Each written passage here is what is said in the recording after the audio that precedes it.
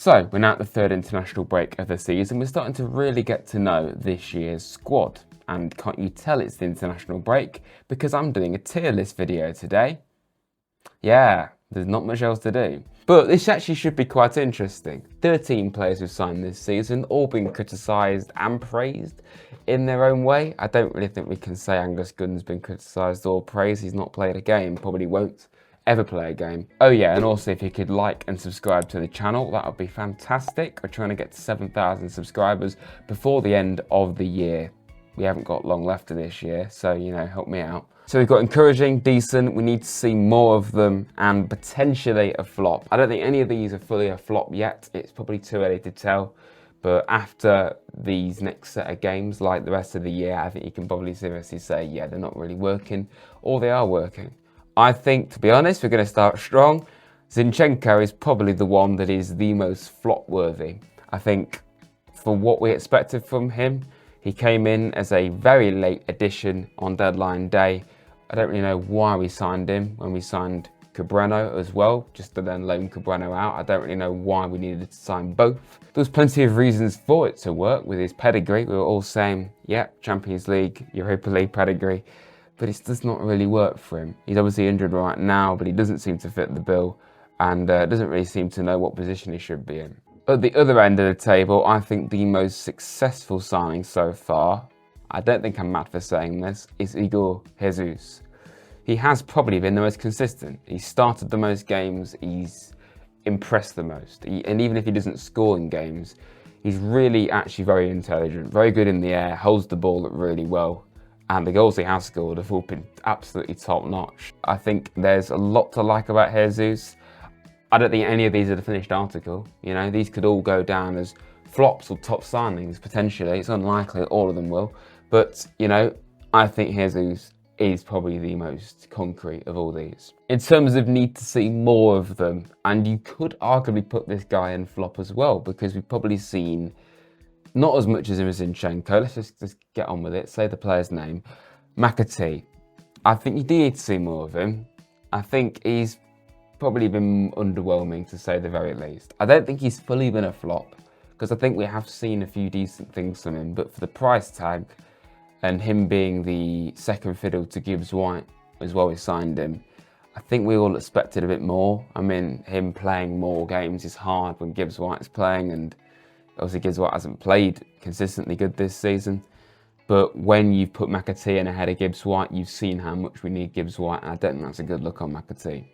Probably needs more games, but equally, he's not far away from this category at the moment. Let's fill that gap just for OCD purposes. I'm going to say probably Cunha. I think Cunha's probably the most obvious one of those. He is encouraging, but I do think you need to see more of him, just like with Magee, but he's done more than Magee. To be able to say that you don't need to see as much as you need to see as Magee, that was a real mouthful. But I hope you get what I'm trying to say. I think he has been pretty good, but we need to see more of him to seriously say that he's been a really encouraging signing so far. But I think he wouldn't look out of place if he started more games. Angus Gunn, obviously, let's just get him out of the way. Needs to see more of him. I doubt we ever will see him play, to be honest. I think, while we're on goalkeepers, so far, I think John Victor probably is a flop. I mean, he's the backup goalkeeper. You do need to see more of him, I guess, but we're not going to see a great deal of him. So I guess you've got to come up with a conclusion there. I mean, yeah, he wasn't very good against Swansea, and he wasn't very good against Graz. He's very nervous to watch. He really is a copy and paste version of Carlos Miguel, really. I mean, they both look extremely similar and play extremely similar. And somehow, Victor has been nominated for the FIFA Best Goalkeeper Award because of how he played at Botafogo, but that's still a bit mad. Next, I'm going to do Dan and Doy. I think, again, you could say encouraging. Some, if you're being really pessimistic, could say a flop, because we spent 35 million on him, and he has been a bit hot and cold, but I think that's a bit harsh. I think he has been decent. I think he's also been encouraging too, but not quite top level for me.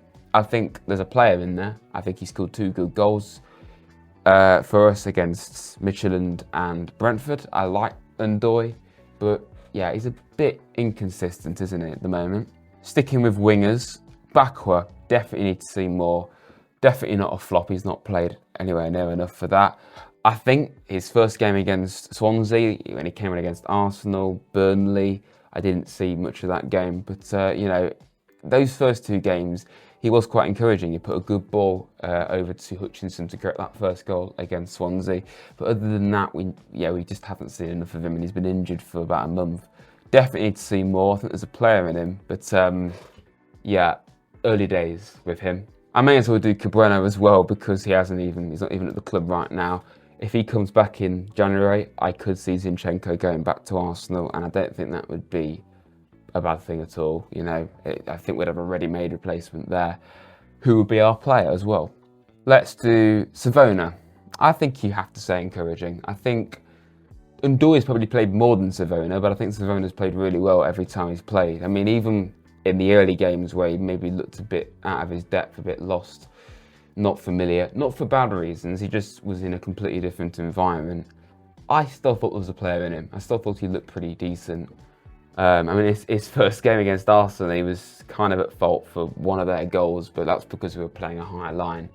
I wonder why. I wouldn't know. But I like Savona, and I think he's coming to the team, and he's done an extremely thorough job of replacing Ola Aina. And when we have Aina back, I mean, those 2 competing, I mean, that's not a bad problem to have at all. I'm going to go with one more that could be a flop. It's a bit harsh because he's not played much. You could definitely put him in need to see more. We do need to see more of him. But I think you've got more concrete proof that he could be a flop than somebody like McAtee, because they probably played about as much football as each other.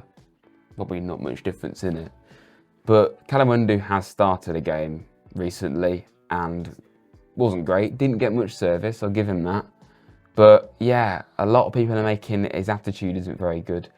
And I can't fully comment on that. But that bench cam wasn't all that good to see. I did feel sorry for him, really, just being on the bench. He's now 4th choice behind Awani, who we all thought was past it, really, for us.